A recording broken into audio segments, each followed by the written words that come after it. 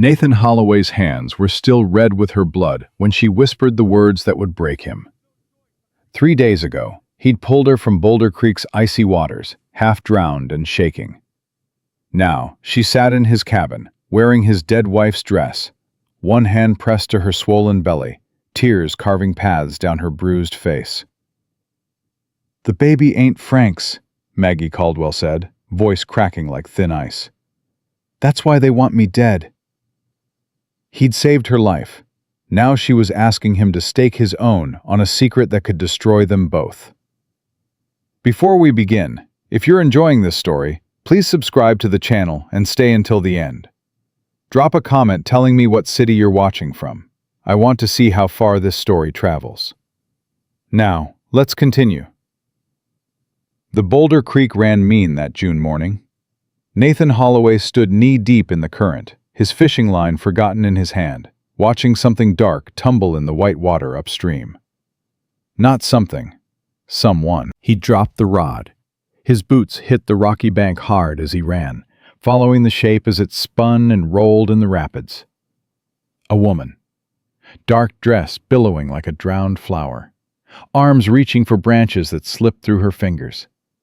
"Hold on!" Nathan shouted, though the roar swallowed his voice whole. She went under near the bend where the old bridge pilings jutted like broken teeth. Nathan didn't think. He dove. The cold punched every thought from his head. The current grabbed him like angry hands, pulling him down, spinning him sideways. He kicked hard, broke the surface, gulped air that tasted like mud and pine. There, 10 feet ahead, her hand clawed above the water, then vanished. Nathan swam harder than he'd ever swum in his 30 years. His fingers caught fabric. He pulled. Her head broke the surface, mouth open in a soundless gasp, eyes wide and green and terrified. "I got you," he rasped. "I got you." She didn't fight him. That scared him more than if she had. Her body was limp, heavy, already giving up. He hooked his arm across her chest and kicked for the shallows, legs burning, lungs screaming. A submerged log caught his hip. Pain exploded white behind his eyes. He held on. The bank came up slow and grudging. His knees hit rocks. He dragged her onto the mud and rolled her onto her side. Water poured from her mouth.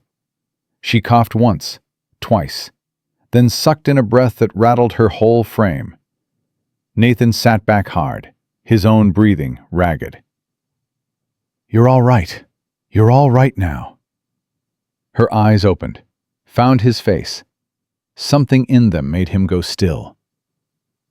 "Please," she whispered, "don't send me back."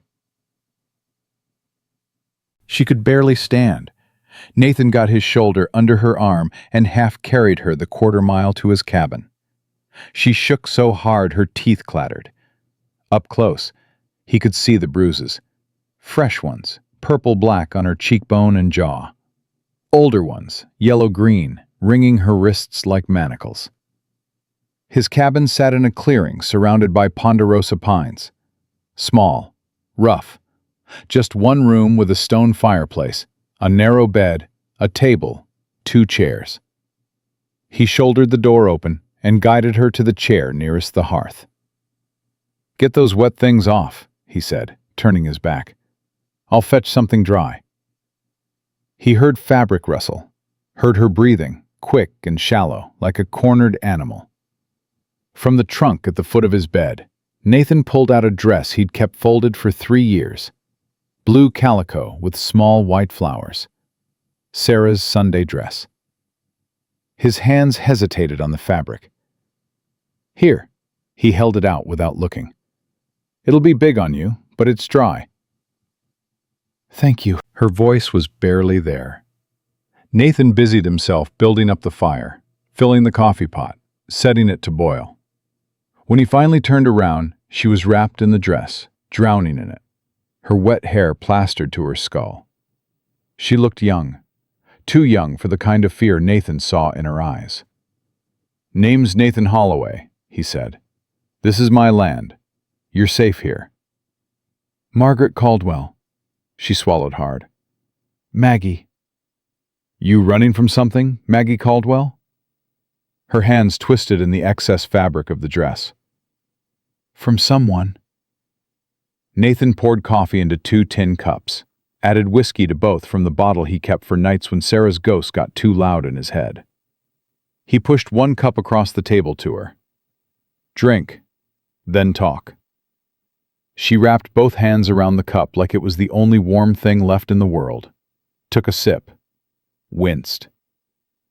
My husband died 2 weeks ago, she said finally.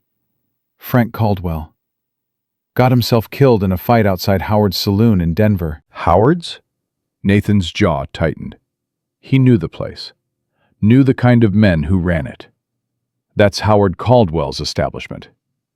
Frank's brother. Maggie's voice went flat. Howard says I poisoned Frank. Says I wanted the life insurance money and the land deed. He's got the sheriff believing it. He's got everyone believing it. Did you? Her head snapped up. Those green eyes blazed. Frank drank himself mean every night for 3 years. Beat me when the mood struck. The night he died, he was so drunk he couldn't stand straight. He picked a fight with the wrong man, and that man put a knife in him. I didn't need to poison what was already killing itself. Nathan believed her. He'd seen enough men like Frank Caldwell in the war. Men who carried their violence like a badge. So you ran. I ran. Her hand shook, sloshing coffee over the rim. I took my mother's silver locket and the dress on my back, and I ran. I was trying to cross the bridge when the center plank gave way. She set down the cup. Her fingers went to her throat, but there was no locket there. I lost it in the river. Better than losing your life. Maybe. She looked at the fire, and something in her face shifted, hardened. Maybe there are worse things to lose. The silence stretched between them like a wire pulled taut. You can stay the night, Nathan said finally. Creek's too high to cross safely before morning anyway. There's stew from yesterday. I'll heat it. I can't pay you. Didn't ask you to. He ladled stew into bowls. They ate without speaking. Outside, the wind picked up, whispering through the pines. Maggie's spoon trembled with every bite, but she finished the bowl. She was hungry. Hungrier than just one missed meal could explain. When full dark came, Nathan spread his bedroll on the floor near the fire. You take the bed. I can't. You can. I've slept on worse. She stood slowly, swaying. For a moment, Nathan thought she might fall. He moved toward her, but she steadied herself against the table. Mr. Holloway? Nathan. Nathan. She said his name like she was testing it. Thank you for not asking questions. Everyone's got a right to their secrets. She nodded, moved toward the bed, then stopped. There's something you should know. Her back was to him, her voice barely above a whisper. I'm 3 months pregnant. The baby, she faltered. The baby ain't Frank's. Nathan's breath caught. He stared at her spine, rigid beneath Sarah's dress. Does Howard know? No. No one knows except... She turned, and her eyes were dry but desperate. Except the father. And he's gone. Lit out for California the day after I told him. Left me with nothing but promises that turned to dust. Nathan's hands curled into fists at his sides. Another type of man he knew well. The kind who took what they wanted and disappeared into the horizon. That's why Howard wants you. That's why I can't go back, Maggie's voice cracked. If they find out I'm carrying another man's child while Frank was still alive, they'll say I'm a whore. They'll say I conspired. They'll hang me, Nathan. They'll hang me and my baby will die with me. She swayed again. This time Nathan crossed the space between them and caught her elbow. Easy, easy now. I shouldn't have told you. Tears spilled over now, fast and silent. You'll send me away. You should send me away. I ain't sending you anywhere tonight. But you will, when morning comes. Nathan looked at this woman, this girl, really, couldn't be more than 26, and saw something he recognized. The same look Sarah had worn in those final days when the fever took her. The look of someone who'd already made peace with dying. Get some sleep, Maggie Caldwell. We'll figure the rest come dawn. She searched his face like she was looking for the lie. Found none. Nodded once and moved to the bed. Nathan lay on his bedroll and stared at the ceiling beams. Above him, he heard the bed ropes creak. Heard her breathing slow and deepen. He'd pulled a pregnant woman from the river. A woman running from a murder charge. A woman carrying another man's bastard. And he'd just promised to help her. Sarah's voice whispered in his memory. You always did have a fool's heart, Nathan Holloway. Maybe so.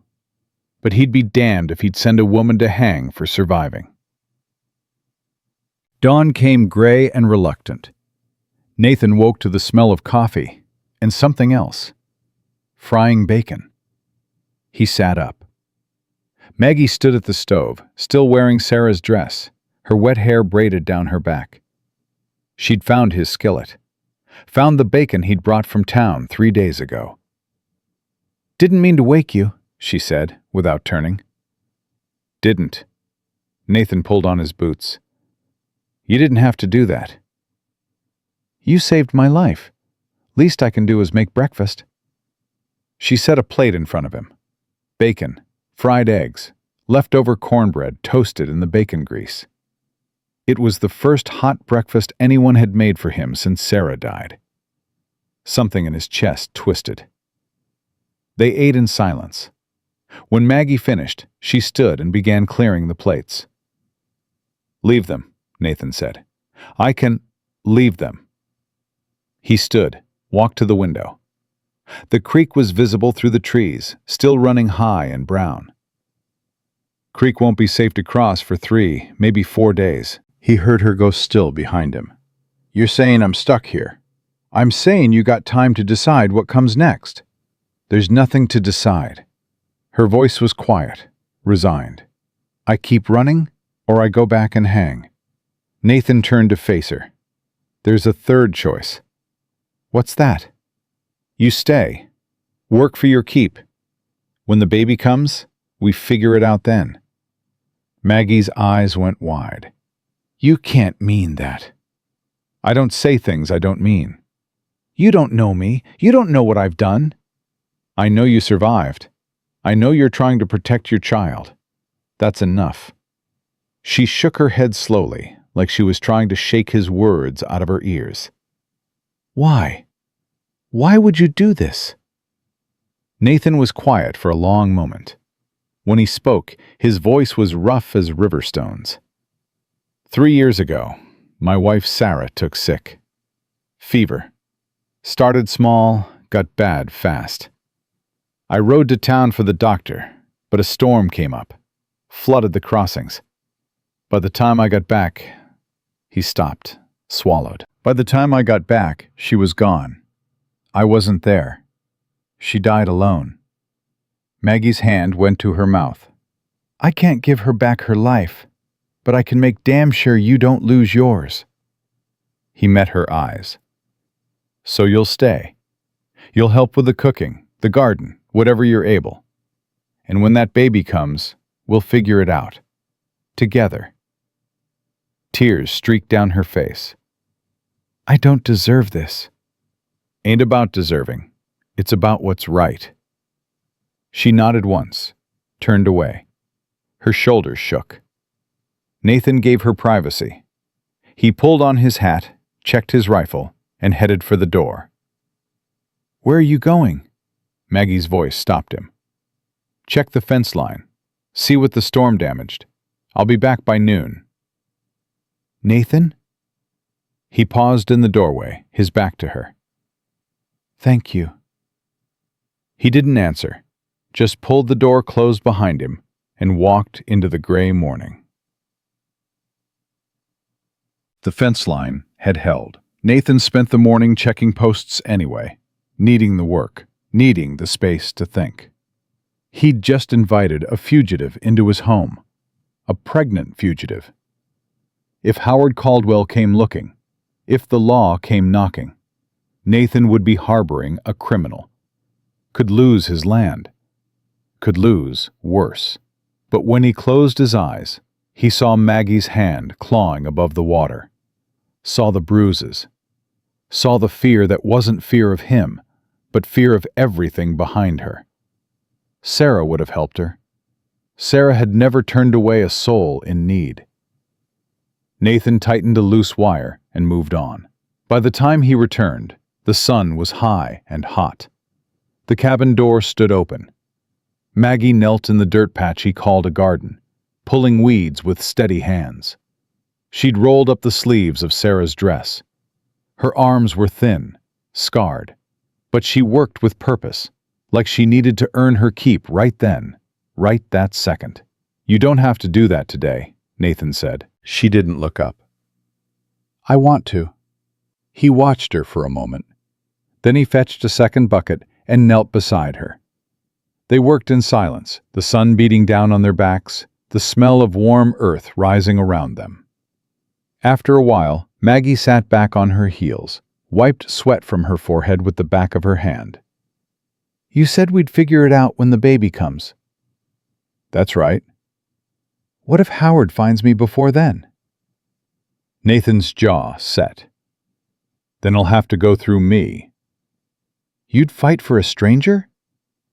"You ain't a stranger anymore, Maggie Caldwell. You're under my roof. That makes you my responsibility." She was quiet for a long time. When she spoke again, her voice was different, steadier. "I can cook. I can sew. I can tend animals if you've got them. I'm not afraid of hard work." "I've got horses, 6 of them. Could use help with the training." "I can do that," she nodded. "I grew up with horses. My father bred them before." She stopped. "Before?" "Before the drought took everything. He died trying to save the herd. Heart gave out. My mother followed 6 months later. Broken heart, the doctor said. I was 17. "That when you married Frank?" "Year later. He seemed kind at first. Had a steady job at the mill. Didn't drink much." Her laugh was bitter. "Funny how fast kind can turn cruel." Nathan understood. He'd seen it in the war.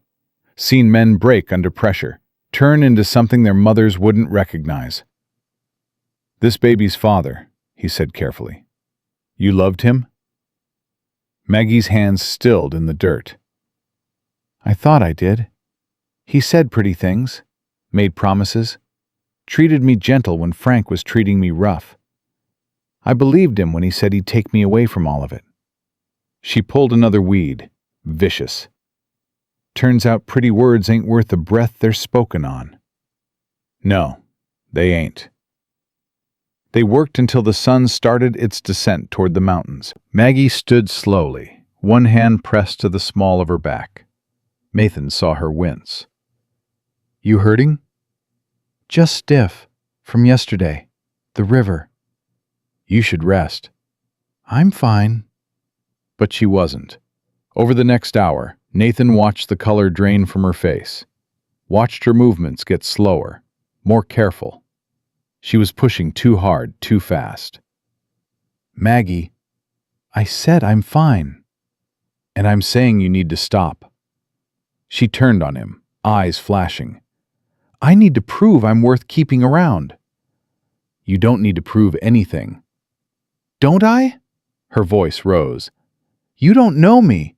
You don't know what I am, what I've been.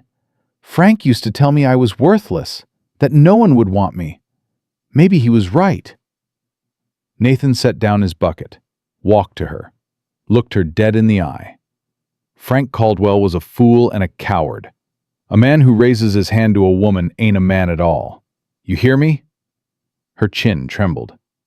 You're worth keeping around because you're alive, because you fought to stay that way, because you're trying to protect your child. That's all the worth you need. A tear slipped down her cheek. Then another. "I don't know how to do this," she whispered. "How to let someone help me." "Then we'll both learn." She nodded slowly. Let him guide her back to the cabin. Let him set her in the chair by the fire, even though the day was warm. He brought her water, brought her the book he'd been reading, showed her where he marked his page. "Read to me?" he asked. "Why?" "Because Sarah used to. I miss it." So Maggie read. Her voice was soft at first, uncertain, but as the words flowed, it grew stronger. She read until the light failed, and Nathan had to light the lanterns. When she finally closed the book, her eyes were heavy. "That's enough for tonight," Nathan said. "Get some sleep." This time, she didn't argue. Nathan lay on his bedroll and listened to her breathing even out.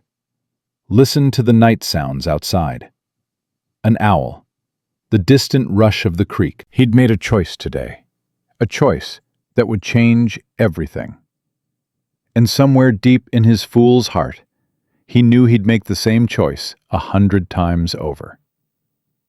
The first week passed in a rhythm that felt both strange and right. Maggie rose before dawn, started the coffee, had breakfast ready when Nathan came in from checking the horses. He taught her how to handle the big buckskin mare, Copper, who had a sweet disposition but spooked at sudden movements. She taught him how to make biscuits that didn't taste like river stones. They didn't talk much, but the silence between them wasn't empty. On the 8th morning, Nathan saddled Copper and his own roan, Smoke. "Town day," he said. "Need supplies." Maggie's hands froze on the dishcloth. "You're leaving?" "We're going. Both of us." "I can't." "You need a proper dress. Boots that fit. Can't keep wearing Sarah's things forever." He saw her face tighten. "Ain't charity. You work, you get paid. That's the deal. Someone might recognize me.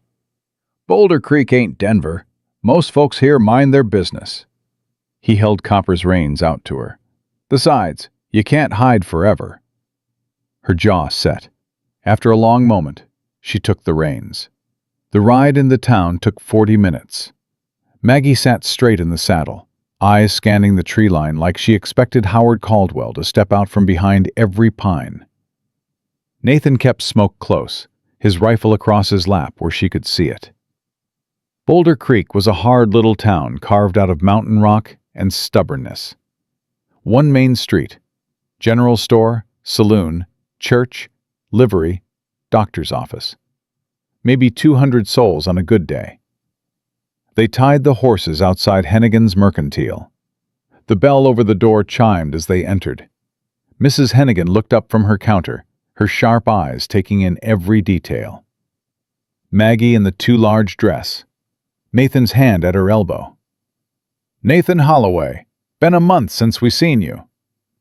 "Ma'am." Nathan touched his hat brim. "Need some things. Ladies' dress, size 6 or so. Boots. Work gloves." Mrs. Hennigan's gaze fixed on Maggie.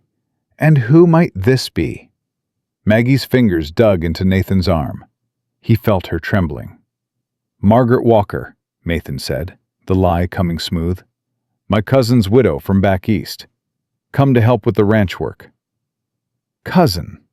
Mrs. Hennigan's tone suggested she didn't believe a word.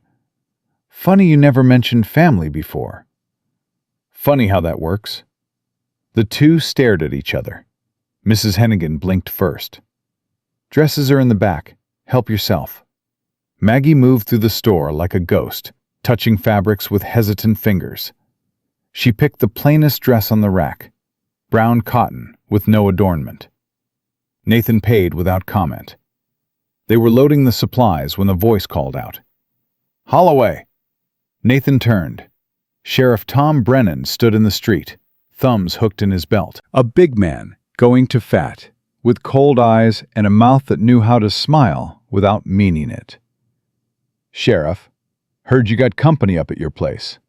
Brennan's gaze slid to Maggie. That true? My cousin's widow, helping out for a spell. Cousin. Brennan stepped closer.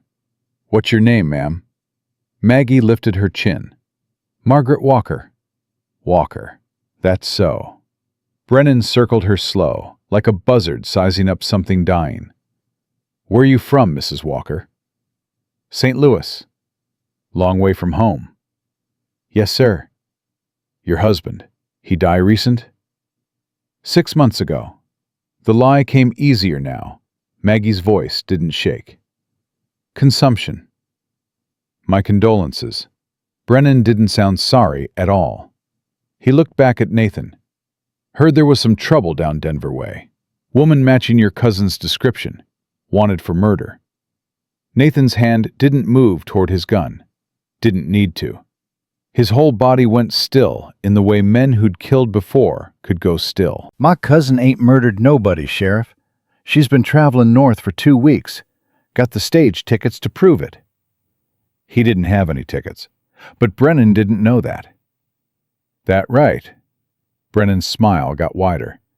Well then, I'm sure everything's in order. You take care now, Holloway. Ma'am. He tipped his hat and walked away.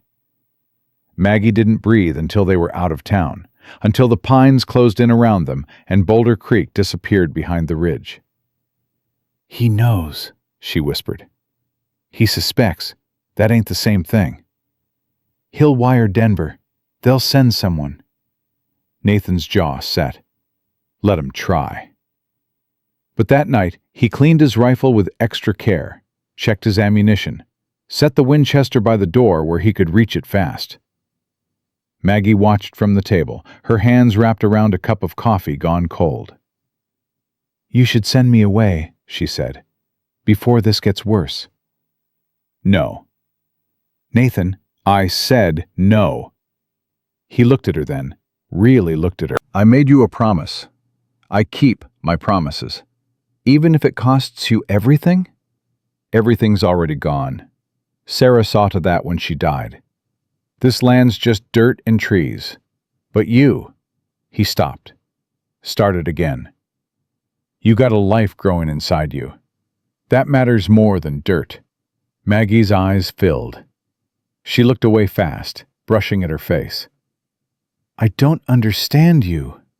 Nothing to understand. It's just what's right. The next morning brought rain.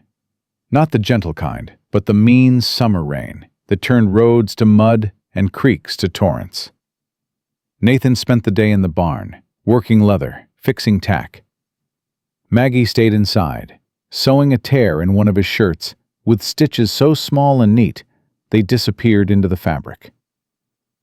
Around noon, she set the shirt aside and pressed a hand to her belly.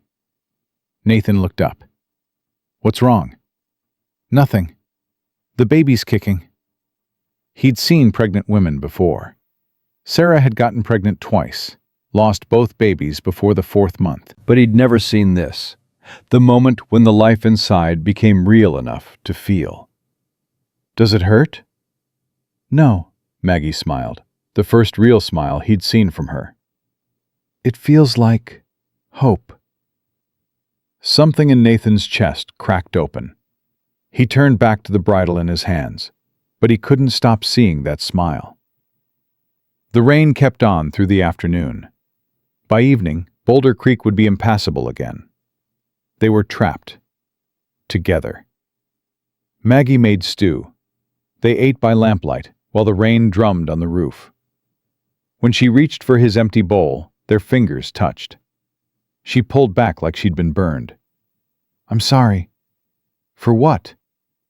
For, I don't know, everything.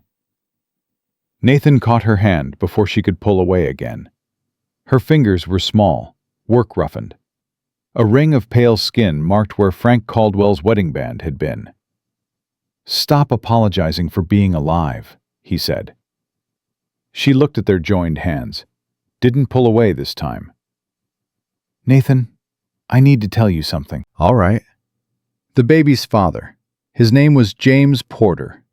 He worked at the mill with Frank. He was... She swallowed. He was kind, or I thought he was. When Frank came home drunk and mean, James would find me after, make sure I was all right, bring me ice for the bruises, tell me I deserved better. Nathan's grip tightened. One night, it went further. Frank was passed out in the back room of Howard's saloon.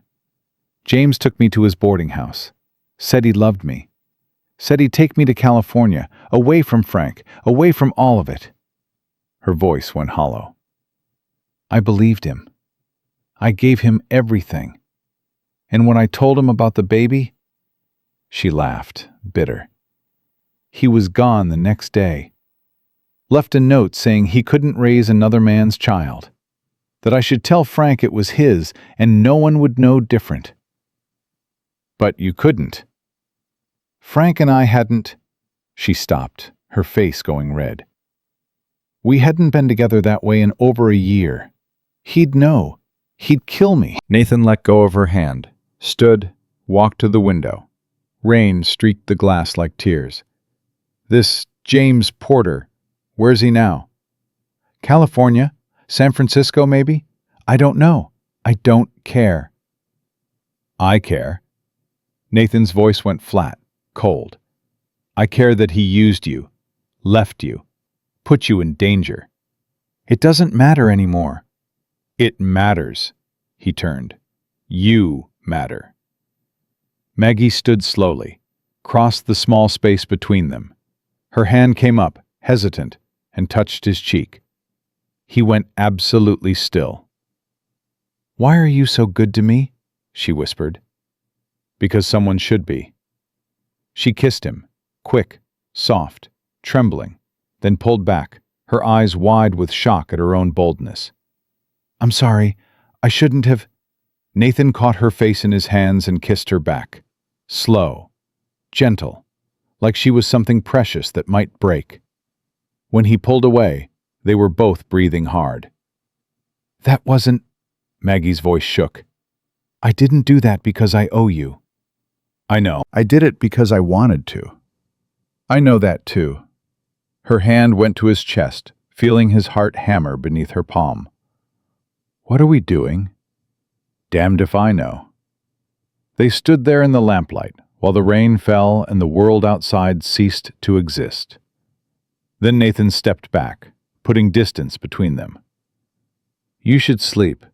Long day tomorrow. Maggie nodded, turned toward the bed, stopped.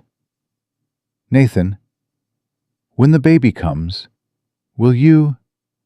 She couldn't finish. I'll be here. Whatever you need, I'll be here. She nodded again, climbed into bed fully dressed, pulled the blanket up to her chin.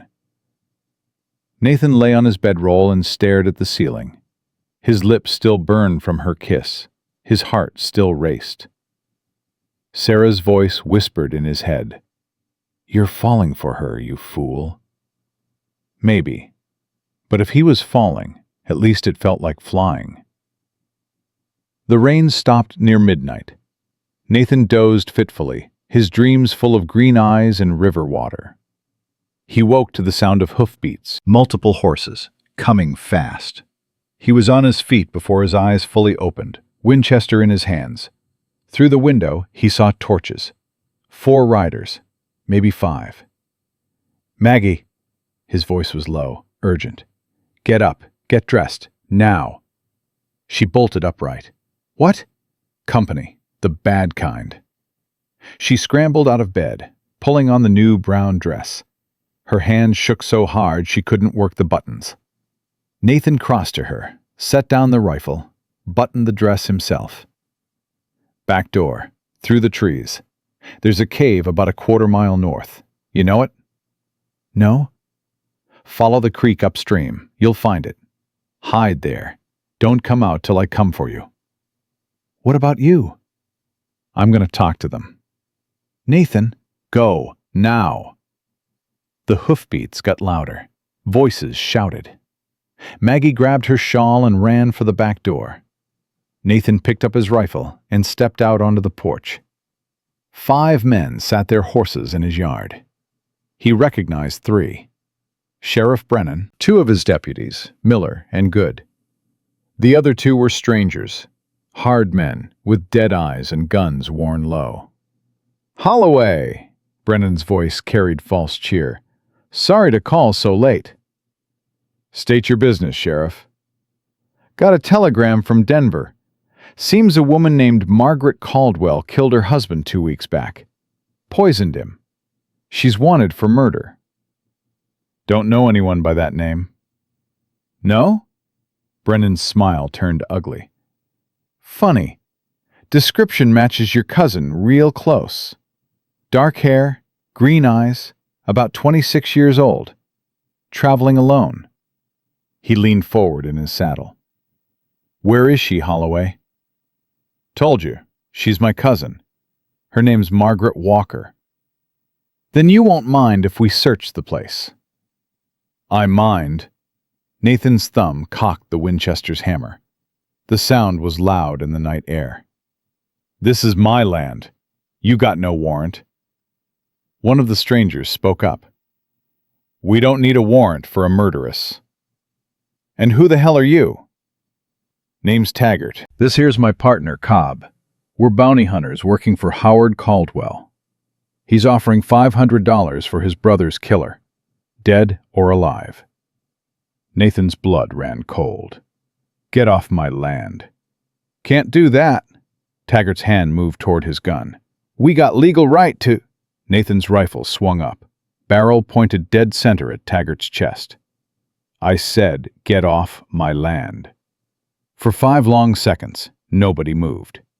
Then Brennan held up a hand. "Easy now. No need for bloodshed.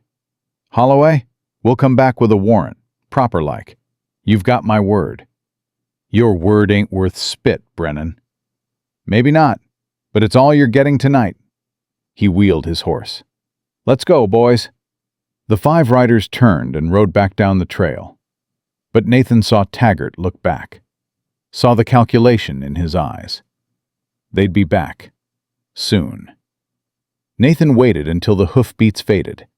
Then he ran for the creek. Found Maggie huddled behind a rock, soaked from creek spray, shaking. "They're gone.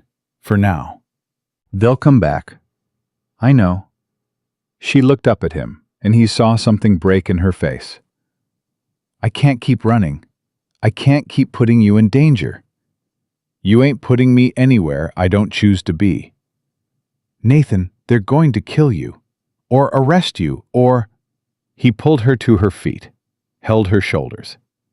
"Listen to me. Tomorrow we ride to Judge Whitmore in Blackhawk. He's a fair man. We tell him the truth, all of it. We get you protection." "What if he sides with Howard?" "He won't." "How do you know?" "Because I saved his son's life in the war. He owes me."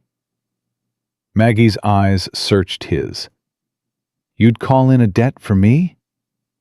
"I'd call in every debt I got." She kissed him again, desperate this time. He kissed her back, tasting salt and fear and something that might have been hope. When they broke apart, he kept his forehead pressed to hers. "We leave at first light. Pack light, move fast." "What about the horses, the ranch?" "I'll ask my neighbor, Tom Murphy, to look after things. He's a good man, discreet." They went back to the cabin. Nathan packed supplies while Maggie rolled blankets. Neither of them slept. As dawn broke gray over the mountains, Nathan saddled Smoke and Copper. Maggie came out wearing her old dress under the new one, layers against the mountain cold. "Ready?" he asked. She looked at the cabin, at the garden she'd weeded, at the life they'd started building.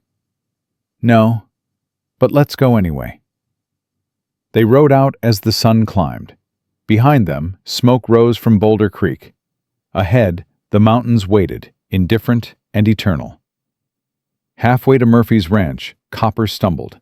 Nathan reined in, checked her hoof, found nothing. But the mare favored her left front leg. "Damn!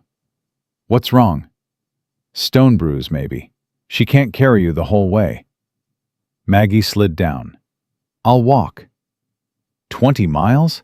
In your condition? I don't have a choice. Nathan looked at the trail ahead, looked at Maggie, made a decision. Ride with me. Smoke and carry double for a few hours. That'll slow us down. Not as much as walking. She climbed up behind him, her arms circling his waist, her belly pressed against his back. He felt the baby move, a small flutter against his spine. Something settled in Nathan's chest. Something that felt like purpose. They rode on. An hour later, they reached Murphy's place. Tom Murphy was 60, half deaf, and tougher than saddle leather. He took one look at them and didn't ask questions. Need a favor, Tom? Name it. Look after my place for a week, maybe 2. Feed the horses. Keep an eye on things. Murphy's gaze slid to Maggie. You in trouble, son? Maybe. Good trouble or bad trouble? The kind that needs settling. Murphy nodded slowly. I'll do it. But Holloway, if you're riding into something, you best ride back out of it. Sarah would want that. Nathan's jaw tightened. I know. They switched Maggie to Murphy's dun mare, a steady old girl who didn't spook easy. Murphy pressed a sack of cornbread and dried beef into Maggie's hands. You take care of him, young lady. He's got a fool's heart, but it's a good one. Maggie's eyes filled. I will. I promise. They rode hard for Blackhawk. The trail climbed steep, switching back through pine forest so thick the sun barely penetrated. Maggie held on, her face pale, her jaw set. Around noon, she swayed in the saddle. Nathan! He was beside her in seconds. What's wrong? Dizzy. I just need... She slid sideways. He caught her before she hit the ground. Her skin was clammy, her breathing shallow. Maggie! Maggie, look at me! Her eyes fluttered open. The baby. Something's wrong. Fear punched through Nathan's gut. How wrong? I don't know. It hurts. It didn't hurt before. He carried her to a fallen log, eased her down, fetched water from his canteen. Drink. She drank, her hands shaking. After a few minutes, the color started coming back to her face. Better? A little. We need to get you to a doctor. Blackhawk's still 6 hours away. There's a settlement, 2 hours east. Got a midwife. We can't stop. Taggart and Cobb are coming. I don't care. Nathan's voice went hard. You're more important. The baby. Both of you are more important than anything else. Maggie stared at him. Why? Why do we matter so much to you? Nathan was quiet for a long moment. When he spoke, his voice was raw. Because Sarah died, and I couldn't save her. Because I've been half dead for 3 years, just going through the motions. Because you... He stopped, started again. Because you make me feel alive again, and I'll be damned if I let you die too. Maggie's hand found his, squeezed tight. Then we go to the midwife. Together. They changed course, rode east through country Nathan barely knew. The sun climbed high and mean. Maggie dozed in the saddle, exhausted. Nathan kept one hand on her back, steadying her. The settlement was called Willow Bend. 10 houses, a trading post, a church. They found the midwife, a Shoshone woman named Running Deer, tending her garden. She took one look at Maggie and ushered them inside. Nathan waited on the porch, his rifle across his knees, his heart hammering. Inside, he heard voices. Maggie's. Running Deer's. Low. Urgent. Then silence. Then Maggie cried out. Nathan was on his feet, hand on the door. Stay out! Running Deer's voice was sharp. I will call you. He paced. Minutes stretched like hours. The sun crawled across the sky. Finally, the door opened. Running Deer looked tired but not worried. "The baby is fine. Your wife is fine. She pushed too hard, too fast. Her body needs rest." "She's not my—" Nathan stopped. "Can I see her?" "5 minutes. Then she sleeps." Maggie lay on a narrow cot, her face pale but her eyes clear. She smiled when she saw him. "I'm all right. We're all right." Nathan knelt beside the cot. "You scared the hell out of me. I'm sorry." "Stop apologizing." He brushed hair back from her forehead. "Running Deer says you need rest." "We don't have time." "We'll make time." "Nathan." "I'm not arguing. You rest tonight. We leave at first light." She nodded. Her eyes were already closing. Nathan stayed on the floor beside her cot, his hand wrapped around hers. He didn't sleep, just watched her breathe. Felt the baby move under his palm when she shifted in her sleep. Somewhere in those quiet hours, a truth settled over him. He loved her, loved them both, and he'd kill anyone who tried to take them from him. Dawn broke cold over Willow Bend. Nathan woke stiff from sleeping on the floor, his rifle still across his lap. Maggie was already awake, sitting on the edge of the cot, lacing her boots. "You should rest longer." "We've rested enough." Her voice was steady. "They're coming. I can feel it." Nathan didn't argue. He felt it too. That prickle on the back of his neck that had kept him alive through 3 years of war. Running Deer packed them food wrapped in cloth. "The baby is strong, but she must not ride hard." "She?" Maggie's hand went to her belly. Running Deer smiled. "The spirit told me. A daughter. She will have her mother's courage and her father's heart." Nathan opened his mouth to correct her, but Maggie spoke first. "Thank you. For everything." They rode out as mist clung to the valley floor. Nathan kept Smoke to a walk, watching Maggie for any sign of pain. She sat straight, her jaw set, one hand always on her belly. 2 hours in, Nathan heard it. Hoofbeats behind them, distant but closing fast. "How many?" Maggie asked. Her face had gone white. Nathan listened. 3, maybe 4. "It's them." "We don't know that." "Yes, we do." She was right. Nathan urged Smoke faster. The trail climbed steep through a narrow canyon, rock walls pressing close on both sides. Bad ground. No way to hide, no way to run except forward. The hoofbeats got louder. Nathan reined in hard. "Get down! What are you? Get down and hide behind those rocks. Don't come out, no matter what you hear." "Nathan, no!" He grabbed her arm, his voice going hard. "I can't fight and protect you at the same time. You want to live? You want your baby to live? Then hide." Maggie slid from the saddle and ran for the rocks. Nathan positioned Smoke sideways across the trail, his Winchester ready. His heart hammered, but his hands were steady. This was familiar ground. War ground. 3 riders came around the bend, Taggart and Cobb, the bounty hunters, and between them, Sheriff Bremen. They reined in 20 feet away. "Holloway!" Taggart's voice was flat. "Step aside." "No. We got legal authority. Brennan here is a sworn officer of the law." "Brennan's a drunk who sold his badge to the highest bidder.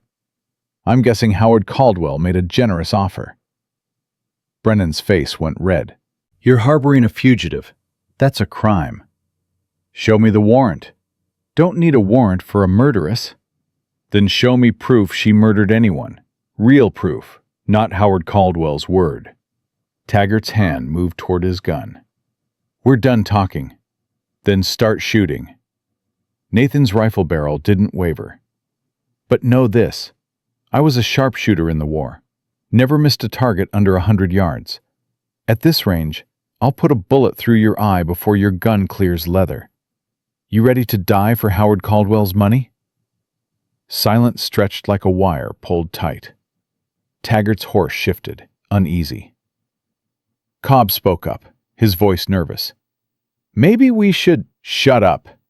Taggart's eyes never left Nathan. "You're making a mistake, Holloway." "Made plenty already. One more won't matter." "We'll come back, with more men. You can't fight us all." "I can sure as hell try." Brennan wheeled his horse. "This ain't over." "Never thought it was." The three riders turned and rode back the way they'd come. But Nathan saw Taggart look back. Saw him mark the trail, the rocks, calculating. They'd be back. Soon.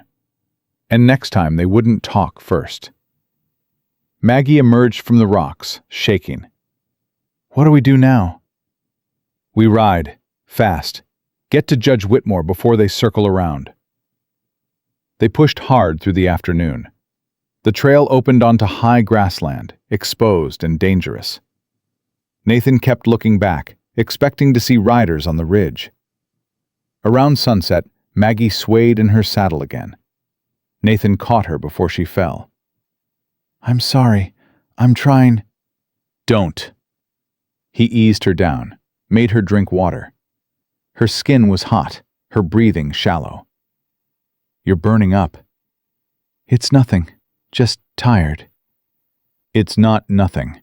Fear clawed at his gut. "We need to stop." "We can't." "Maggie." "If we stop, they'll catch us. They'll take me. They'll hang me." Her voice broke. "And my baby will die before she ever takes a breath." Nathan's hands clenched. "Running Deer said you'd have a daughter." "I know. I heard her." Maggie's eyes filled. "I already love her, Nathan. I've never even met her, and I love her so much it hurts. I can't let them kill her. I can't." He pulled her against his chest and held on tight. Her whole body trembled. "They won't. I swear to God they won't." "You can't promise that." "I just did." They made camp in a stand of aspens. No fire, cold food. Nathan kept watch while Maggie slept fitfully, her hand never leaving her belly. The moon rose full and bright. Too bright. It made them visible for miles. Near midnight, Smoke's ears pricked forward. Nathan was on his feet in seconds, rifle ready. A single rider came up the trail slow, hands visible and empty. Nathan's finger tightened on the trigger. "Easy, Holloway. I'm alone." The rider moved into the moonlight. Tom Murphy. Nathan's breath left him in a rush. "Tom! What the hell?" "Came to warn you." Murphy dismounted, his face grim. "Howard Caldwell arrived in Boulder Creek this morning. Brought 8 men with him. Hard men. Killers. He's offering $1,000 now. Dead or alive." Maggie sat up, awake instantly. $1,000? "He wants you bad, ma'am. Says you murdered his brother and stole family money. Says he's got witnesses." "He's lying." "I believe you, but truth don't matter when money's on the table. Half the county's going to be hunting you come sunrise." Nathan's mind raced. "Judge Whitmore won't help. Caldwell got to him first. Paid him off or threatened him, I don't know which. But Whitmore ain't gonna see you." The world tilted sideways. Nathan grabbed a tree trunk to steady himself. "Then we run. Canada, maybe, or Mexico." "You'll never make it. They got riders on every trail out of these mountains." "Then what the hell do we do?" Murphy was quiet for a long moment. When he spoke, his voice was careful. "There's one man might help. Owen Blackwood." Nathan's blood went cold. "No, absolutely not." "Who's Owen Blackwood?" Maggie asked. "Outlaw, rustler, killer. He runs guns to the Indians and whiskey to anyone with coin. He's got a camp up in the high country where the law won't go." He's also the only man in 3 territories who ain't afraid of Howard Caldwell, Murphy said. Hell, Caldwell's afraid of him. And why would Blackwood help us? Murphy looked uncomfortable. Because you saved his brother's life at Shiloh. You don't remember, but he does. Been asking about you for years. Sent word after Sarah died. You never answered. Nathan's jaw clenched. He remembered. Remembered pulling a dying kid out of a burning tent, carrying him through gunfire, holding his hand while the surgeon cut shrapnel out of his leg. The kid had lived. Nathan hadn't known he was Owen Blackwood's brother. Even if Blackwood would help, I won't take Maggie into an outlaw camp. You got a better idea? Silence. The wind moved through the aspens like whispered warnings. Maggie stood slowly, walked to Nathan, put her hand on his arm. If this Blackwood can keep us safe, then we go to him. You don't know what you're saying. I know exactly what I'm saying. I'm saying I trust you. If you think we should run, we run. If you think we should fight, we fight. If you think we should go to this outlaw, then we go. I'm done being afraid, Nathan. I'm done running. I want to live. I want my baby to live. And I'll do whatever it takes to make that happen. Her eyes blazed in the moonlight. Nathan saw the steel in her spine, the fire that had kept her alive through hell and high water. All right, he said quietly. We go to Blackwood. Murphy nodded. I'll guide you to the trailhead. After that, you're on your own. His camp moves, but the locals know how to find him. Leave markers. They broke camp and rode through the night. Murphy led them on trails Nathan had never seen. Old Indian paths that switched back through country so wild even the mountain lions stayed clear. Maggie rode in silence, her face pale but determined. At dawn, Murphy reined in at the mouth of a box canyon. This is as far as I go. Follow the canyon north. When you see 3 dead pines struck by lightning, turn east. You'll find someone who can take you the rest of the way. Tom, Nathan gripped the old man's hand. Thank you. Just come back alive, son. Sarah would haunt me forever if you didn't. Murphy rode away. Nathan and Maggie entered the canyon. The walls closed in tight, cutting out the sun. The air grew cold and thin. Maggie started coughing. Nathan gave her water, watched her drink with growing fear. Her hand shook. Her skin was too hot. We're close. Just hold on. I'm trying. They found the 3 dead pines around noon, turned east. The trail climbed brutal and steep. Smoke stumbled. The dun mare was breathing hard. Then a rifle cocked behind them. That's far enough. Nathan froze, raised his hand slow. We're looking for Owen Blackwood. Why? We need his help. A young man stepped out from behind a boulder, rifle leveled, maybe 20 years old, with cold eyes and a scar running from his ear to his jaw. Nobody finds Blackwood unless he wants to be found. Tell him Nathan Holloway's here. He'll know the name. The young man's eyes narrowed. Holloway? The one from Shiloh? That's right. Wait here. He disappeared into the rocks. 10 minutes passed. 20. Maggie leaned against Nathan, exhausted. What if he doesn't come? He'll come. He did. Owen Blackwood rode down from the high rocks on a black stallion that looked like it had been carved from night itself. He was a big man, broad through the shoulders, with a face that had seen too much and cared too little. But when he saw Nathan, something shifted in his expression. Holloway. Heard you were dead. Heard the same about you. Blackwood's gaze moved to Maggie. Lingered. Who's the woman? Someone who needs help. What kind of help? The kind that keeps her from hanging. Blackwood dismounted, walked closer, studied Maggie like he was pricing livestock. She pregnant? That ain't your concern. It is if I'm risking my neck. Blackwood's voice was flat. What's she wanted for? Murder. But she didn't do it. They never do. Blackwood turned back to Nathan. You calling in Shiloh? I am. That was my brother you saved, Tommy. He died 2 years back. Cholera. Nathan's chest tightened. I'm sorry. Don't be. He lived 6 extra years because of you. That counts for something. Blackwood looked at Maggie again. Who's hunting her? Howard Caldwell, and half the county. Something dangerous flickered in Blackwood's eyes. Caldwell. That son of a bitch shot 2 of my men last year. Claimed they were trespassing on his land. Then you know what he is. I do. Blackwood was quiet for a long moment. Then he smiled, cold and sharp. All right, Holloway, I'll help. But it ain't gonna be free. Name your price. When this is over, you work for me. 1 job, no questions asked. Nathan's gut twisted. Working for an outlaw meant crossing lines he'd never crossed. Meant becoming something he'd spent 3 years trying not to be. But Maggie was fading in front of him. Her breathing was ragged, her eyes unfocused. Deal. Blackwood nodded. Come on then.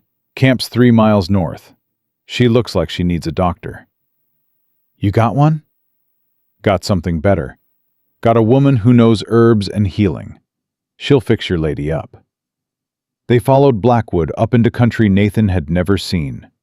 The camp sprawled across a hidden valley, maybe 30 men and a dozen women. Rough folk. Hard folk. The kind who'd shoot you for your boots and not lose sleep.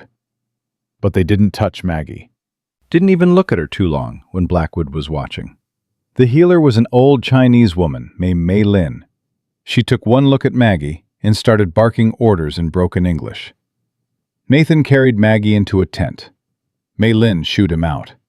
He paced outside for 2 hours. Heard Maggie cry out once. Nearly broke down the tent flap. Blackwood's hands stopped him. Let the woman work. She's in pain. She'll be in worse pain if you interrupt. Nathan's hands clenched into fists. If anything happens to her, it won't. Mei Lin saved more lives than you and I have taken, and we've taken plenty.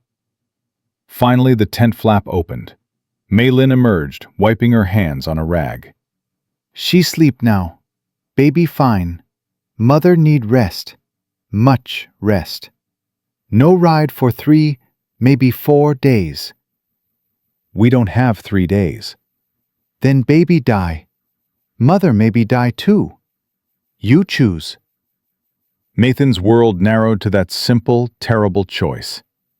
Mei Lin's expression softened slightly. She strong.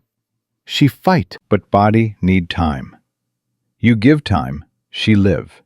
You push, you kill her. She went back into the tent.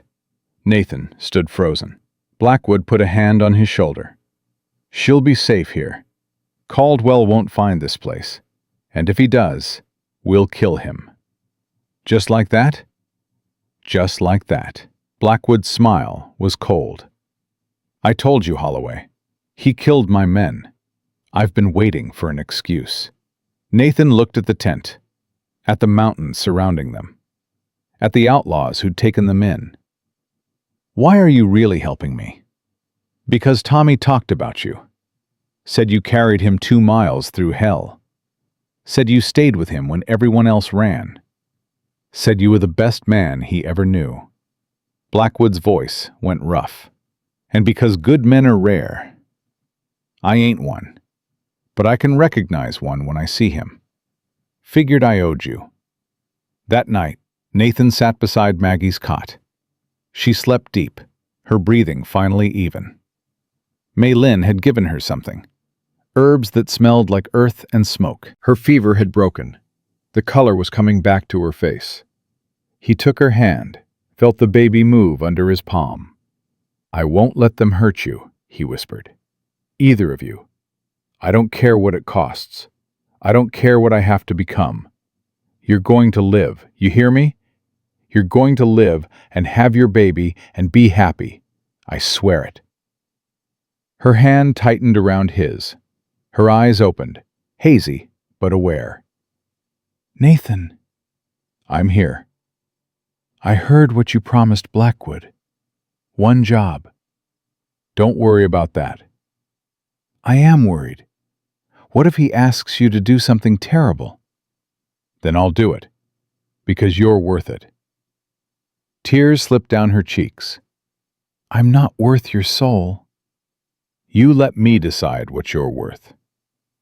She pulled his hand to her lips, kissed his knuckles, rough and scarred from ranch work and war. I love you, she whispered. I didn't mean to. I tried not to. But I do. Nathan's breath stopped. His heart hammered so hard he thought it might break through his ribs. You don't have to say it back, Maggie rushed on. I know this is complicated. I know I'm carrying another man's baby. I know. He kissed her, cut off every word with his mouth on hers. Kissed her like a drowning man finding air. When he pulled back, they were both shaking. I love you too. Have since the day I pulled you from that river. Maybe before. Maybe the second I saw your hand reaching up from the water. That's impossible. I don't care. She laughed, breathless. What are we going to do? We're going to survive. We're going to fight. And when this is over, we're going to build a life together. You, me, and that baby girl. You really think we can? I know we can. She pulled him down beside her on the narrow cot. He held her, careful, mindful of her belly, of the life growing between them. She fell asleep with her head on his chest. Nathan stayed awake, listening to the camp sounds outside, the rough laughter of outlaws, and the crackle of fires. Somewhere out there, Howard Caldwell was hunting them. Somewhere out there, bounty hunters and lawmen and anyone else who wanted $1,000 were searching. But tonight, in this moment, Maggie was safe. Her baby was safe. And Nathan would kill every last one of them to keep it that way. 3 days passed. Maggie grew stronger. Nathan spent the time talking to Blackwood, learning the layout of the valley, planning. On the 4th morning, one of Blackwood's scouts rode in hard. They're coming, Caldwell, and maybe 20 men. They know we're here. Blackwood's face went hard. How? Someone talked. Brennan, probably. Caldwell paid him. How far? 2 hours, maybe less. Blackwood looked at Nathan. You can stay and fight with us, or you can run while there's still time. Nathan looked at Maggie. She stood in the tent doorway, her hand on her belly, her face pale but resolute. We fight, Nathan said. Good, Blackwood grinned, feral. I was hoping you'd say that. Blackwood's men moved fast. They knew this valley like they knew their own scars. Nathan watched them take positions behind rocks, in trees, along the ridgeline. 30 men against 20. Good odds. But Caldwell's men would be desperate. Desperate men fought mean. Maggie grabbed Nathan's arm. I can shoot. No. Nathan, you're 3 months pregnant and just got over a fever. You're staying in the tent with Mei Lin. I won't hide while you die for me. You will if I have to tie you down. Her eyes blazed. You don't own me. Never said I did. But I love you. And I'll be damned if I let you risk that baby. He gripped her shoulders. Please, Maggie, let me do this. Let me keep you safe. The fight went out of her. She sagged against him. I can't lose you. Not after everything. You won't. I survived the war. I'll survive this. He kissed her hard, tasted salt from her tears, or maybe his own. Then he pushed her toward the tent where Mei Lin waited. Blackwood appeared at his elbow, holding a Winchester. You any good with this? Good enough. Then get on that ridge. Pick off anyone who breaks through the line. Nathan took the rifle and climbed. found a spot behind 3 boulders that gave him a clear view of the valley entrance. He checked his ammunition. 18 rounds. It would have to be enough. The weight was the worst part. Always had been. In the war, Nathan had learned that men broke before battles started more than during them. The not knowing, the anticipation, the way your mind invented 1,000 ways to die. He thought about Maggie's hand on her belly, about the daughter she'd have, about whether he'd live to see her born. Then the shooting started. Caldwell's men came in fast and loud, 20 riders firing as they charged. Blackwood's outlaws opened up from 3 sides. The valley erupted into chaos. Nathan picked his targets careful. Aimed for horses first, bringing riders down where they'd be easier to hit. His first shot dropped a bay mare. The rider rolled clear, came up shooting. Nathan's second shot put him down. Permanent. The rifle kicked against his shoulder. The familiar rhythm steadied him. Breathe. Aim. Fire. Work the lever. Again. Below, men screamed. Horses screamed. Gun smoke turned the air thick and bitter. Nathan saw Taggart and Cobb pushing forward, using their horses as shields. Cowards. He aimed for Taggart's mount. The horse went down hard. Taggart scrambled behind a rock. Then Nathan saw him. Howard Caldwell, hanging back behind his men, directing them forward while staying safe himself. Another coward. Nathan's finger tightened on the trigger. 1 shot. That's all it would take. End this now. But something stopped him. Some piece of himself that remembered what Sarah had said before she died. Don't become what the war made you. Don't let it win. He lowered the rifle. The battle raged for 20 minutes that felt like hours. Blackwood's men had position and cover. Caldwell's men had numbers and fury. It was brutal. It was bloody. It was war. Then Nathan saw movement near the tent. His heart stopped. Bremen. The sheriff had circled around during the fighting, was creeping toward where Maggie hid. He had his gun drawn. Nathan ran, slid down the rocky slope so fast he tore his palms open, hit the ground running. "Brennan!" The sheriff spun, fired. The bullet whined past Nathan's ear. Nathan dove behind a wagon, came up shooting. His first shot caught Brennan in the shoulder. The man staggered, but didn't fall. "You're done, Holloway!" Brennan shouted. "Caldwell's got papers, legal papers saying the woman killed Frank. You're harboring a murderess." "Then let the courts decide." "The courts already did." Brennan fired again. The bullet punched through the wagon, inches from Nathan's head. Nathan returned fire. Missed. His hands were shaking. When was the last time his hands shook? Brennan moved toward the tent. Nathan broke from cover, charging straight at him. Brennan swung his gun around. Nathan was faster. He hit Brennan low and hard, driving the man into the dirt. They grappled. Brennan was bigger, heavier. He got on top, his gun hand free. The barrel pressed against Nathan's temple. "Nothing personal, Holloway. Just business." A gunshot cracked. But it wasn't Brennan's gun. The sheriff's eyes went wide. Blood bloomed across his chest. He toppled sideways. Maggie stood 10 feet away, Nathan's pistol smoking in her hands. Her face was white as bone. Her whole body shook. "I killed him. Oh God, I killed him." Nathan scrambled to his feet, grabbed her shoulders. "You saved my life." "I killed a lawman. They'll hang me for sure now." "He was dirty. He was trying to murder me." "It doesn't matter. I'm done. We're done." "Like hell we are." Nathan took the gun from her trembling hands. "Get back in the tent. Now! She ran. Nathan turned back to the battle. Caldwell's men were falling back, breaking. They'd lost half their number. The ones still alive were running. Blackwood's outlaws chased them, firing, howling like wolves. But Caldwell himself was riding hard for the tent. He'd seen Maggie, seen her kill Brennan. He wanted her for himself.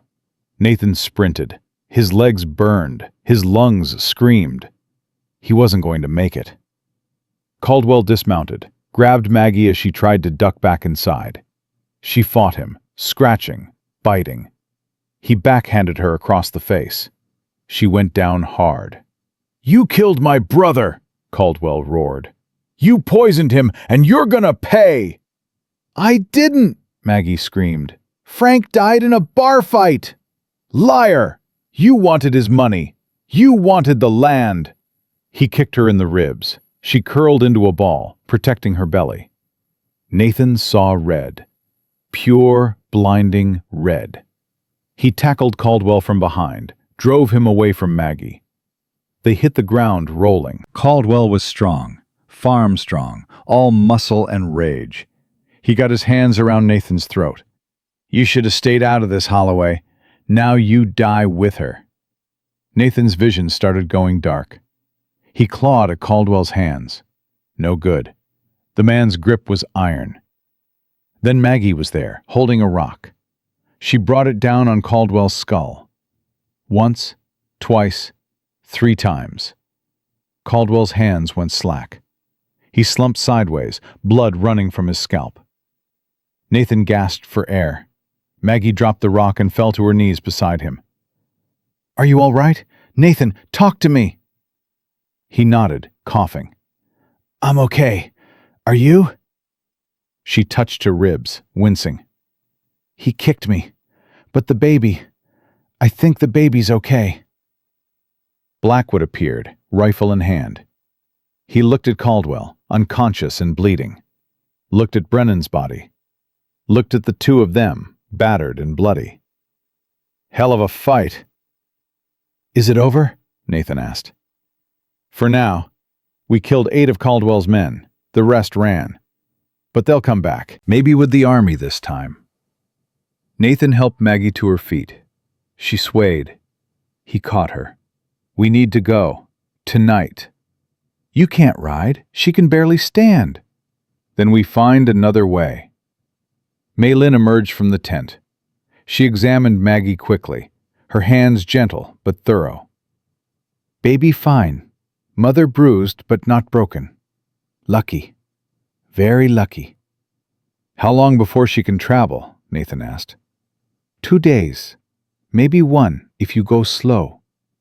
"We don't have 2 days." Blackwood holstered his rifle. "Actually, you might." Nathan frowned. "What are you talking about?" "Caldwell's alive. We can use him." "How?" Blackwood's smile was cold. "As leverage. He wants the woman. We want the truth. Time to make a trade." They tied Caldwell to a chair when he woke. His head wound had stopped bleeding, but his eyes were mean and hateful. He glared at Maggie. "You're dead. Both of you are dead." Blackwood slapped him, hard. "Shut your mouth and listen. Who the hell are you?" "Owen Blackwood. Maybe you heard of me." The color drained from Caldwell's face. "That's right. The man whose partners you shot. The man who's been waiting for a chance to gut you like a fish."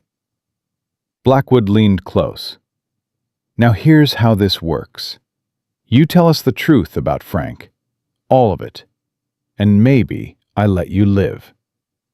"I got nothing to say." "Then I start cutting pieces off." Blackwood pulled a knife. "Question is, which piece first?" "Wait!" Maggie stepped forward. "Howard, please, just tell them what really happened to Frank. I swear I didn't poison him. I swear I didn't kill him." "You were there," Caldwell spat. "You were at the saloon that night." "I was bringing Frank his dinner, like I did every night because he never came home sober.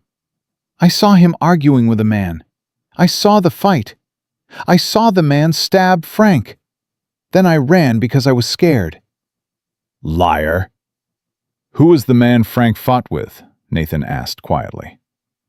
Maggie's face went pale. I couldn't see clearly. It was dark. But you knew him. Her silence was answer enough. Nathan turned to Caldwell. Who killed your brother Howard? She did! No. Blackwood's knife touched Caldwell's throat. Who really killed him? Caldwell's face twisted. Sweat ran down his temples. For a long moment, he said nothing. Then the words came out bitter and broken. I did.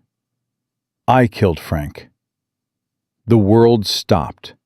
Maggie's knees buckled. Nathan caught her. You... what? I killed him. Caldwell laughed, ugly and harsh. My own brother. Because he was weak. Because he was a drunk.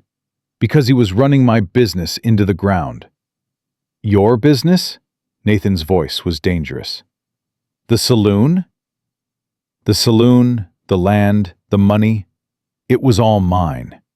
Frank just had his name on the papers because I needed someone the law wouldn't look at too close. But he got greedy, started drinking up the profits, started talking about selling, moving west, leaving me with nothing. Caldwell's eyes were wild now, the truth pouring out like poison.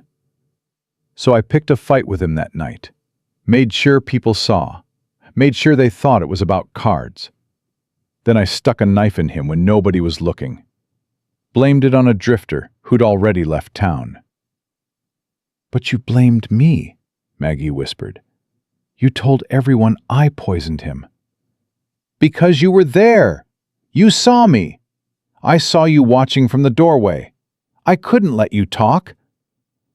I didn't see you. I only saw Frank fall. I didn't know. It doesn't matter what you saw. It mattered what you might say. So I spread the word that you killed him, that you wanted his money, that you ran because you were guilty. Caldwell's laugh was ragged. And everyone believed me. Because who's going to believe a wife over a grieving brother? Nathan's hands clenched into fists. You sent men to hunt her, to kill her, for something you did.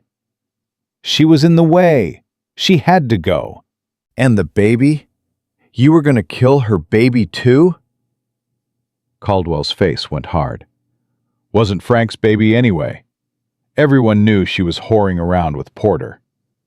Maggie flinched like she'd been struck. Nathan hit Caldwell so hard the chair tipped over. The man's jaw cracked. Blood sprayed. Nathan, stop! Maggie grabbed his arm. He's not worth it. He tried to kill you. I know, but if you kill him, you become him, and I won't let that happen. Nathan's chest heaved.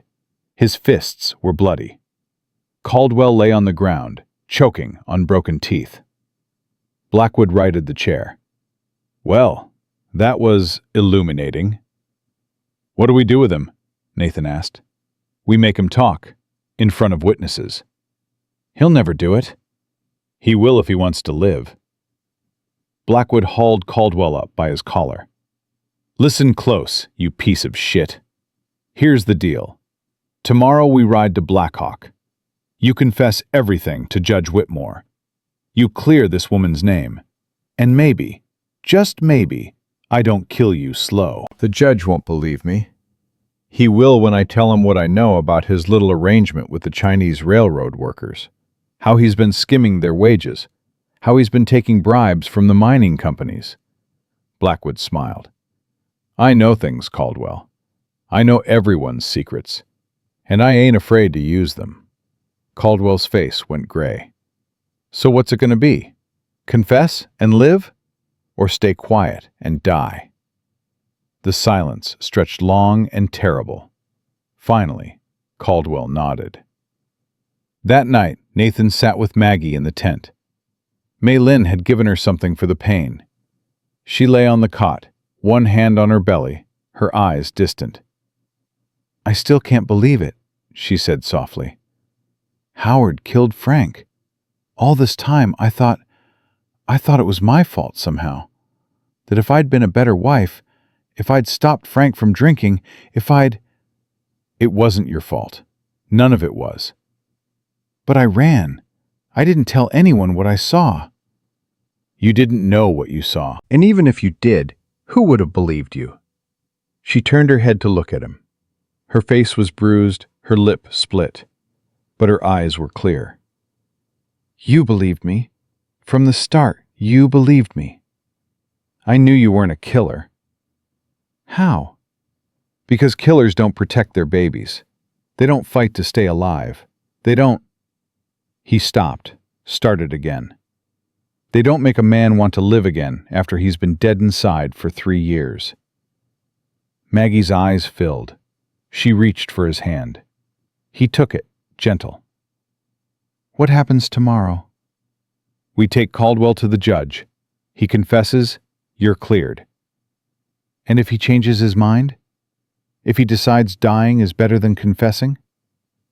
Then Blackwood kills him, and we find another way. What other way? Nathan was quiet for a long moment. I don't know, but I'll figure it out. I always do. She pulled his hand to her lips, kissed his scarred knuckles. When this is over, what happens to us? What do you want to happen? She hesitated. I want to go back to your cabin. I want to have this baby. I want to marry you. I want to build a life that's ours. Is that too much to ask? Nathan's throat tightened. No, it's exactly enough. Even with another man's baby? Even knowing what I am? You're the woman I love. That's all that matters. She pulled him down beside her on the narrow cot. He held her, careful, mindful of her bruises, of the life growing between them. She pressed her face into his chest and cried. Not sad tears, relief tears, hope tears. I love you, Nathan Holloway. I love you too, Margaret Caldwell. Soon to be Margaret Holloway. Soon. They fell asleep tangled together, and for the first time since Sarah died, Nathan dreamed of something other than war and graves. He dreamed of a little girl with green eyes and her mother's courage. Dreamed of teaching her to ride. Dreamed of growing old with Maggie in a cabin by a river that had tried to take her, but failed. He dreamed of life instead of death, and it felt like hope. Morning came cold and bright. Blackwood's men saddled horses. Caldwell sat his mount with his hands tied, his face sullen and beaten. Nathan helped Maggie up onto the dun mare. She moved stiff and slow, but she didn't complain. You sure you can ride? Nathan asked for the 3rd time. I'm sure. Let's finish this. They rode out with 10 of Blackwood's men as escort. The trail to Black Hawk took 4 hours. They rode in silence. Caldwell didn't speak, didn't look at Maggie, just stared straight ahead with dead eyes. Black Hawk was bigger than Boulder Creek, maybe 500 souls. Had a real courthouse, a real jail. Judge Whitmore lived above the courthouse in rooms that smelled like old books and older whiskey. Blackwood kicked the door open without knocking. Whitmore looked up from his desk, his face going white when he saw who'd come calling. Blackwood! What the hell? Got a confession for you, Judge.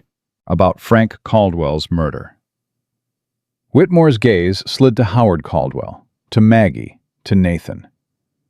I don't know what you think. I think you're going to sit there and listen. And then you're going to write down every word. And then you're going to clear this woman's name. Or I'm going to tell everyone about your arrangement with Chen Wei. About the money you've been stealing. About the workers who've disappeared. The judge's face went from white to gray. You can't prove anything. I got Chen Wei's ledgers, got receipts, got witness statements. Want me to show the sheriff? Want me to wire the territorial governor?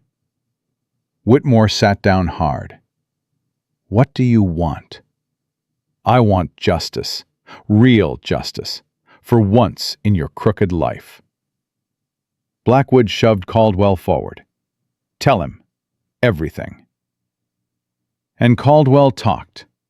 He told the judge how he killed his brother, how he blamed Maggie, how he sent men to hunt her.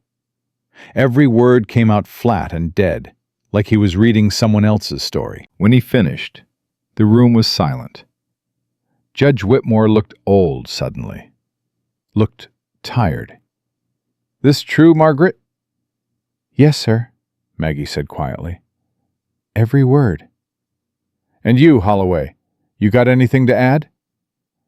"Just that this woman's innocent, and she deserves to be free."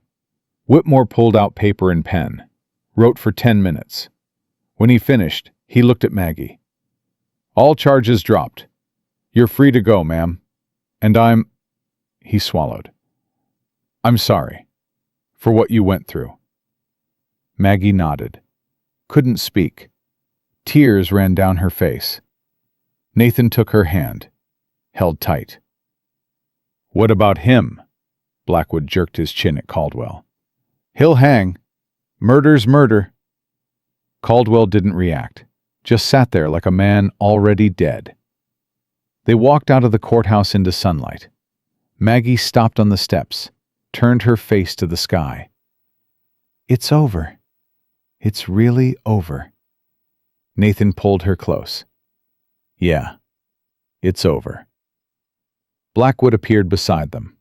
"Guess you're off the hook, Holloway." What? Our deal. One job. But you got what you needed without crossing any lines. So we're square. Tommy's debt is paid. Nathan extended his hand. "Thank you for everything." Blackwood shook it. "Just don't make me regret it. And Holloway, that woman of yours, she's got steel in her spine. You're a lucky man." "Don't I know it?" They rode out of Black Hawk as free people. The weight of fear and running had lifted. What remained was possibility. Halfway back to Nathan's cabin, Maggie spoke. "Stop." Nathan reined in. "What's wrong?" "Nothing. Everything's right." She slid from the saddle, wincing. Walked to where a creek ran clear and bright. Knelt by the water. Nathan joined her. "This is where we start," she said. "Right here, right now. Everything before this moment is gone. We're new people." New people. She took his hand, placed it on her belly. The baby kicked strong. "Your daughter's saying hello." "My daughter." "Ours." Nathan kissed her there by the creek, surrounded by mountains and sky and the endless western wind. Kissed her like it was the first time and the last time, and every time in between. When they finally pulled apart, they were both smiling. "Let's go home," Maggie said. And they did. The cabin looked different when they rode up 3 days later. Someone had been there. Nathan's hand went to his rifle. "Stay behind me." But then Tom Murphy stepped out onto the porch, a hammer in his hand. "Holloway, about time you got back." Nathan's shoulders sagged with relief.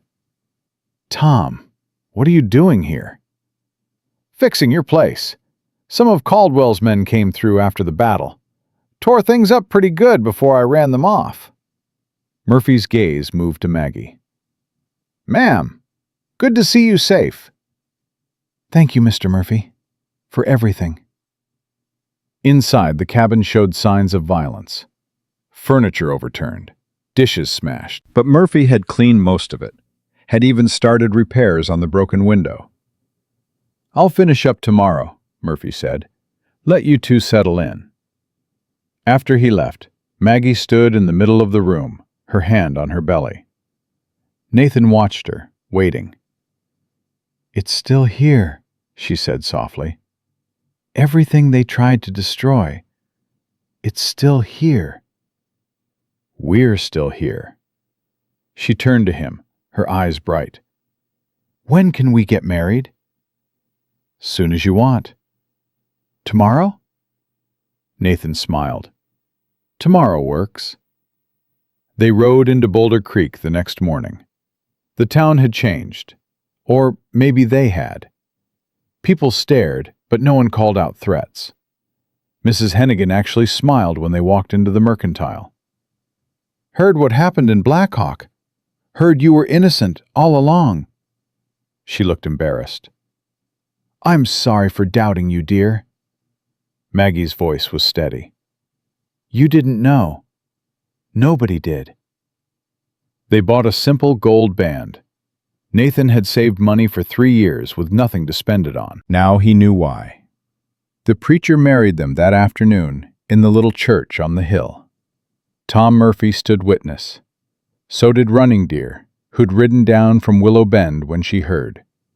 So did 3 other families who'd known Nathan since before the war.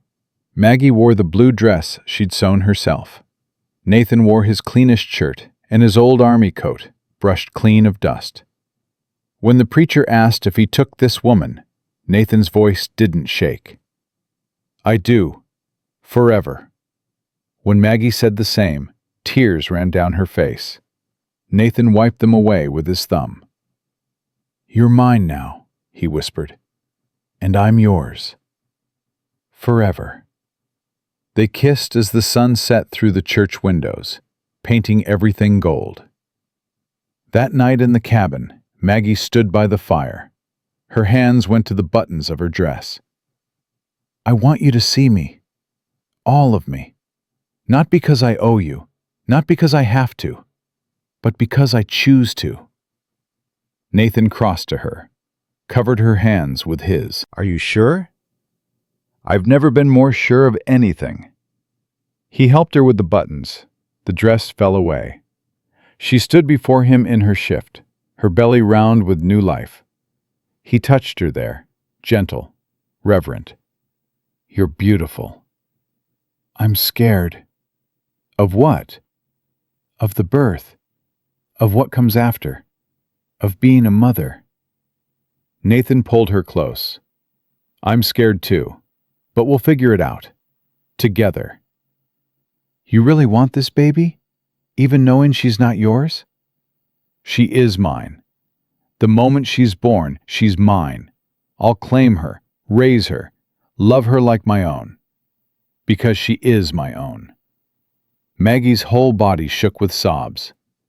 Nathan held her until the crying stopped. Then he carried her to their bed and loved her slow and careful, mindful of the life between them. And when they finally fell asleep tangled together, both of them were smiling. The next weeks passed in a rhythm of work and waiting. Nathan built a cradle from pine wood, sanded smooth so no splinter would touch his daughter's skin. Maggie sewed tiny clothes from scraps of fabric, her stitches small and perfect. They chose a name together, Rose, after Sarah's favorite flower. "You sure?" Maggie asked. "Using your first wife's favorite flower?" "I'm sure. Sarah would have liked you. Would have wanted the baby named after something beautiful." One afternoon, 6 weeks after the wedding, Maggie was hanging laundry when she gasped. Her hand went to her belly. Nathan dropped the fence post he was carrying and ran. "What's wrong?" "Nothing. She kicked. Hard." Maggie laughed. "I think she's ready to come out." "Not yet. You got 6 more weeks at least." "Try telling her that." But the next morning, Maggie woke Nathan before dawn. Her face was pale, her breathing shallow. "Something's wrong." "What kind of wrong?" "I don't know. I'm bleeding. Just a little. But I shouldn't be bleeding." Fear shot through Nathan's gut. "I'm getting Running Deer." "She's 2 hours away." "Then I'll ride fast." He saddled Smoke and rode like the devil himself was chasing him. Found Running Deer tending her garden. She took one look at his face and started packing. They made the ride back in 90 minutes. Maggie was in bed, her hands clutched around a blanket. Running Deer examined her quickly.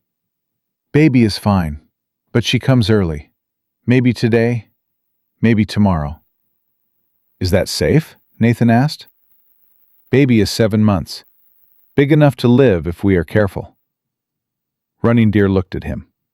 You must help. I cannot do this alone. I don't know how to. You will learn. Fast. The contractions started that evening. Maggie tried to be brave, tried to stay quiet. But as the pain got worse, she screamed. Nathan held her hand and felt useless. I can't do this, Maggie gasped between contractions. I can't. Yes, you can. Nathan, I'm so scared. I know, but I'm right here. I'm not going anywhere. The labor lasted through the night. Running Deer gave instructions. Nathan followed them, his hands shaking. Maggie pushed and screamed and bled. Too much blood. Nathan's shirt was soaked with it. Something's wrong, he said. There's too much blood. Running Deer's face was grim. Baby must come now, or we lose them both. What do I do? Hold her. Keep her awake. Keep her fighting. Nathan cradled Maggie against his chest. Her eyes were closing. Stay with me. You hear me? Stay with me. I'm tired, Nathan. I know, but you gotta push one more time. Just one more. For Rose. For our daughter. Our daughter, Maggie whispered. Then she pushed. The baby came in a rush of blood and fluid. Running Deer caught her, turned her upside down. The baby didn't cry. Nathan's world stopped. Running Deer slapped the baby's back, once, twice. Then a sound, a thin, angry wail. She lives, Running Deer said, smiling. Your daughter lives. She placed the baby on Maggie's chest. The tiny girl was red and wrinkled and perfect. Maggie's hands came up to hold her, trembling. Hello, Rose, she whispered. I'm your mama. Nathan touched the baby's tiny fist. Her fingers wrapped around his thumb, impossibly small, impossibly strong. And I'm your papa. Maggie looked up at him, tears streaming. She's ours. Really ours. Always was. Running Deer worked to stop the bleeding. It took an hour. Nathan held both of them, his wife and his daughter, and prayed harder than he'd prayed since the war. Finally, Running Deer sat back. The bleeding stops. She will be weak for many days, but she lives. Nathan's breath left him in a rush. Thank you. Thank you. Thank the spirits, and thank your wife. She is very strong. Maggie had fallen asleep, exhausted beyond words. Rose lay on her chest, making small sounds. Nathan watched them both and felt something break open in his chest. Not pain. Something bigger than pain. Something that felt like healing. Running Deer left at dawn, promising to return in a week. Nathan didn't sleep, just sat beside the bed, watching, making sure they were both still breathing. Around noon, someone knocked on the door. Nathan answered it with his rifle. A man stood there, tall, dark-haired, maybe 30 years old. Expensive clothes, soft hands. Everything about him screamed city money. Can I help you? The man's eyes went past Nathan to the bed, to Maggie, to the baby. Is that Maggie Caldwell? Nathan's grip tightened on the rifle. Who's asking? James Porter. He swallowed. I'm the baby's father. The world tilted sideways. Nathan's voice went flat and cold. Get off my land. Please, I just want to see her, to see the baby. You lost that right when you ran to California. I know I was a coward, but I came back. I heard what happened with Howard, heard she was cleared, heard she had the baby. James's voice cracked. I want to make it right. There's nothing to make right. You're not her father. I am. Legally. Legally, nothing. That baby's mine. Maggie's mine. You got no claim here. James took a step forward. Nathan cocked the rifle. One more step, and I shoot you. Nathan? Maggie's voice was weak from the bed. Who is it? James called out. Maggie, it's James. I came back. I came back for you and the baby. Maggie went white. Her arms tightened around Rose. Go away, James. Please, just let me explain. Explain what? How you left me? How you ran when I needed you most? How you let me think you loved me and then disappeared? I was scared. I didn't know what to do.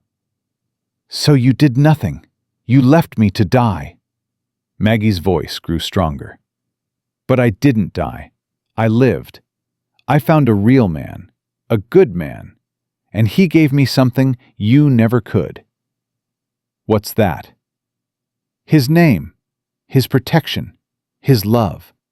Not because I begged for it, not because I had to earn it, but because he wanted to give it, because that's who he is. James's face crumpled. I made a mistake. Please, let me fix it. You can't fix this, James. It's too broken. The baby is mine. No. Nathan stepped between James and the door. The baby is mine. I was there when she was born. I cut the cord. I held her first. I claimed her. She's got my name now. Margaret Rose Holloway. Not Porter. Holloway. You can't just... I already did. Legally and proper. Judge Whitmore signed the papers yesterday. That's my daughter in there. Mine and Maggie's. You got no say. James's hands clenched into fists. I have rights. You gave up your rights when you ran. Now get off my land before I make you. For a long moment, James stood there. Then his shoulders sagged. He looked past Nathan one more time. Maggie stared back, her face hard. I'm sorry, James said, for all of it. So am I, Maggie answered. But sorry doesn't change anything. Goodbye, James. He turned and walked away. Nathan watched until he was out of sight. Then he went back inside, locked the door, and sat beside Maggie. You all right? I don't know. I thought I'd feel something when I saw him. Anger, hurt, something. She looked down at Rose, sleeping peaceful on her chest. But I just felt nothing. He's a stranger to me now. Good. Is it? Should I hate him? You don't gotta hate him. You just gotta let him go. Maggie nodded, reached for Nathan's hand. Thank you for standing up for us, for being our family. Ain't nothing to thank me for. You're my wife. Rose is my daughter. That's just fact. Rose stirred, made a small sound. Maggie lifted her, and Nathan took her carefully. The baby was so light, so small. He cradled her against his chest. Hey there, little Rose. I'm your papa, and I'm going to teach you everything. How to ride, how to shoot, how to be brave like your mama, how to stand up for what's right. His voice thickened. And I'm going to love you every single day for the rest of my life. That's a promise. Rose's tiny hand found his finger, held on tight. Maggie watched them, tears streaming down her face. I never thought I'd have this. A family, a home, a man who loves me without conditions. Well, you got it now, and I ain't letting go. The weeks turned to months. Rose grew strong and healthy. Maggie healed slow but steady. Nathan taught her to shoot, to ride, to defend herself so she'd never have to depend on anyone to keep her safe. They built a life from the pieces of their broken pasts. Tom Murphy helped Nathan expand the cabin, adding a room for Rose. Running Deer came monthly to check on the baby, always smiling, always blessing them. The town of Boulder Creek stopped whispering and started respecting. One evening, when Rose was 3 months old, Nathan came in from the barn to find Maggie standing by the window. She held Rose in her arms, both of them silhouetted against the sunset. "What are you thinking about?" Nathan asked. "About the river. About the day you pulled me out. About how close I came to dying." "But you didn't." "No, I didn't. Because of you." She turned to face him. "Do you ever regret it? Taking us in? All the trouble we brought?" Nathan crossed to her, touched Rose's soft hair, touched Maggie's cheek. "Not for 1 second. You two are the best thing that ever happened to me." "Even better than Sarah?" The question didn't hurt the way it might have once. Nathan thought about it carefully. "Sarah was my first love, and I'll always carry her with me. But you, Maggie, you're my second chance, my redemption, the proof that life goes on even after you think it's over. And Rose," he kissed his daughter's forehead, "Rose is my future, my hope, everything I thought I lost when Sarah died." Maggie leaned into him. "I love you, Nathan Holloway." "I love you too, Margaret Holloway." Rose made a small sound, content and sleepy. They stood there as the sun set, 3 people who'd survived hell and found heaven in each other. Outside, Boulder Creek ran wild and free, the same river that had tried to take Maggie's life. But it hadn't won. She had survived. They had survived. And that made all the difference. 6 months later, on the anniversary of the day Nathan pulled Maggie from the river, they stood on the bank together. Rose sat on Nathan's shoulders, babbling and reaching for birds. Maggie held Nathan's hand. "Last year I thought this river would kill me," she said. "Now I'm grateful to it." "Why?" "Because it brought me to you." Nathan kissed her there on the riverbank, his daughter laughing above them, his wife warm in his arms. The water rushed past, indifferent and eternal. But they had conquered it, conquered fear, conquered shame, conquered everything that tried to break them. And they had won. "Come on," Nathan said. "Let's go home." Home. The word tasted sweet, tasted like safety and love and belonging. They walked back to the cabin as the sun painted the sky gold and red. Rose fell asleep on Nathan's shoulder. Maggie leaned against his side. And Nathan thought about all the paths that had led them here. All the pain, all the fear, all the moments when giving up would have been easier than holding on. But they hadn't given up. They had fought. They had survived. They had loved. And that was enough. More than enough. It was everything. The cabin came into view, smoke rising from the chimney, warm light spilling from the windows. Their home, their life, their future. Nathan opened the door and let his family walk through first. Then he followed them inside, closing the door behind him on the past and all its ghosts. Tomorrow would bring its own challenges, but tonight they had this: each other, their daughter, their love. And nothing in this world or the next could take that away. They were home. They were safe. They were family. And that was the only truth that mattered.